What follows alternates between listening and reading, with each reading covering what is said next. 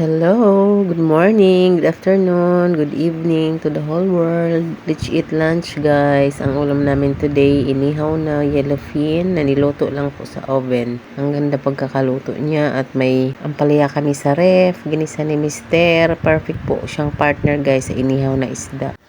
Perfect po siyang ulam guys sa mga bawal ng mamantika. Ayan. Maganda ihawin lang siya sa oven kung may oven tayo guys.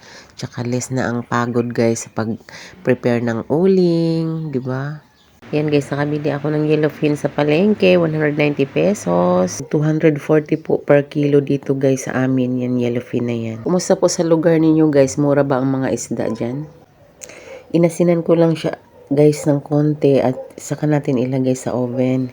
Hindi ko na siya nilagyan ng palaman guys dahil mahal ang mga rekado ngayon guys. Sa sausawan na lang guys ako maghiwa ng pino, mga kamatis, mga rekado.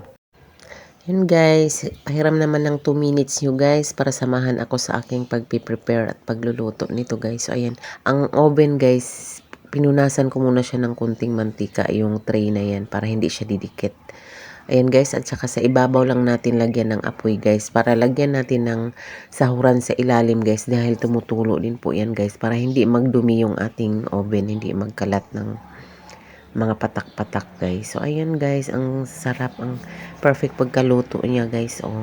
Tapos balibalik ta rin na lang natin guys para magpantay ang luto niya guys. So ayan, mukhang ang bango guys, ang perfect pagkakaluto niya. Ang sarap ng pagkakaluto niya, ready to serve. Kain po tayo. Kaya buti na lang may ampalaya kami sa ref guys. So ayan guys. Perfect partner din pala guys ang ginisang ampalaya sa inihaw na isda guys. O ayan, ang sarap. Kain tayo guys. Ang yellowfin guys, masarap talaga na isda kahit anong luto. Mapainihaw, prito, paksiw, gataan. Ayan guys, ang sarap talaga niya guys. Malasa talaga, lalo na pag sariwa talaga. Finger licking good. Yummy yummy. Thank you for watching. Bye bye. Till my next video. Kainan na.